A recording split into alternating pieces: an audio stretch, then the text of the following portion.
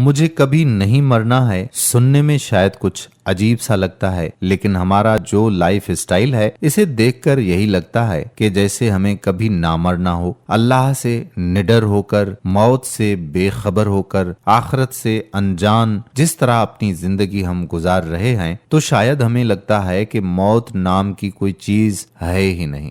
حرام و حلال کی تمیز ختم ہو گئی، وقت کی قلت نے رشتوں میں نفرتیں اور دوریاں پیدا کر دیں، طاقت نے ظالم بنا دیا، شہرت نے اندھا بنا دیا، زیادہ علم و شعور نے دماغ ہی خراب کر کے رکھ دیا، برانڈیڈ چیزوں نے اوقات کو بھلا دیا، زیادہ دولت نے دوسروں کو حقیر بنا دیا، بیوی کے آتے ہی والدین کا نافرمان بنا دیا، دنیاوی چیزوں نے مغرور بنا دیا، غرور و تکبر نے انسان سے جانور بنا دیا، مصیبتوں میں بھائی کو قاسائی بنا دیا، برے حالات میں اپنوں نے رلا دیا، دنیا پانے کے لیے آخرت کو بھلا دیا، لوگوں کو خوش کرنے میں اللہ کو ناراض کر دیا، مصروفیت نے نماز سے روک دیا، بے صبری نے ناشکرا بنا دیا، اور جینے کی خواہش نے موت کو بھلا دیا۔ ہم دنیا میں ایسے جی رہے ہیں کہ لگتا ہی نہیں کہ ہمیں موت بھی آنی ہے۔ پیسے کا غرور، طاقت کا تکبر، والدین کا نافرمان، دنیا کی مستی، عمل سے دور، دین سے دور، عارضی چیزوں سے محبت، نماز میں لاپرواہی، بے روزے داری، دوسروں کے حالات پر ہنسنا،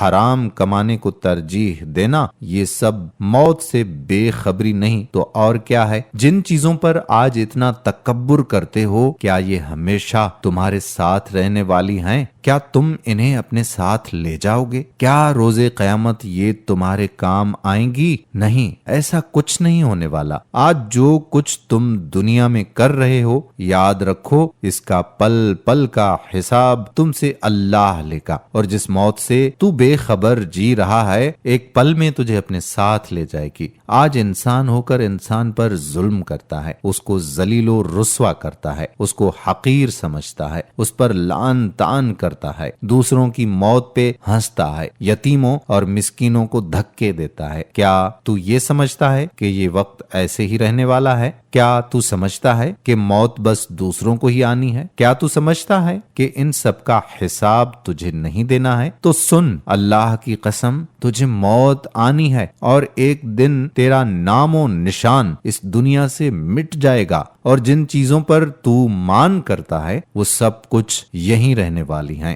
اللہ نے زندگی ایک بار دی ہے، کیوں نہ ہم اسے ایسے گزاریں جیسے ہمیں اس کے بارے میں حکم دیا گیا ہے؟ کیوں نہ ہم لوگوں کو خوش کرنے کی بجائے اپنے اللہ کو خوش کریں؟ کیوں نہ ہم اپنے والدین کی خدمت کر کے جنت میں جانے کا راستہ تلاش کریں؟ کیوں نہ جو دولت اللہ نے ہمیں نوازی ہے اس سے دوسروں کی مدد کریں اور اللہ کی رضا کے لیے خرچ کریں؟ کیوں نہ ہم صبر و شکر سے کام لیں، اپنی زندگی آسان بنائیں؟ کیوں نہ ہم نماز کی پابندی کر کے ہم اپنے دلوں کو سکون دیں؟ اللہ کے لیے اپنی زندگی کو ایسے گزارو کہ اللہ بھی تم سے راضی ہو اور اللہ کے بندے بھی۔ قرآن پاک میں آتا ہے، اے ایمان والو، اللہ تعالیٰ سے اتنا ڈرو جتنا اس سے ڈرنا چاہیے، اور دیکھو مرتے دم تک مسلمان ہی رہنا۔ ابو ہریرہ رضی اللہ تعالیٰ عنہ کہتے ہیں کہ رسول اللہ صلی اللہ علیہ وآلہ وسلم نے فرمایا، لذتوں کو توڑنے والی یعنی موت کو کثرت سے یاد کرو۔